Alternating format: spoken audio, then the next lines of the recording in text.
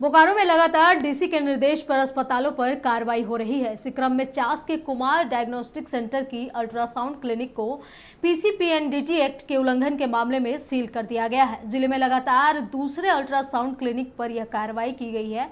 वहीं बता दें कि जांच के दौरान अल्ट्रासाउंड क्लिनिक में भारी गड़बड़ी मिली थी। एसडीएम ओम प्रकाश गुप्ता ने कहा कि छापेमारी करने के दौरान कागजातों और मशीन के उत्तर में काफी मिसमैच था। वहीं चिकित्सकों का सिग्नेचर फॉर्म पर नहीं था और फॉर्म में मरीजों का डिटेल्स भी दर्ज नहीं था, जिसको लेकर अल्ट्रासाउंड मशीन और उसके क्लिनिक को सील कर दिया गया है। अभिरक्षा और तहकीकात के रूप में एक पत्र है और पंजी है जिसका सुधार किया जाना होता है।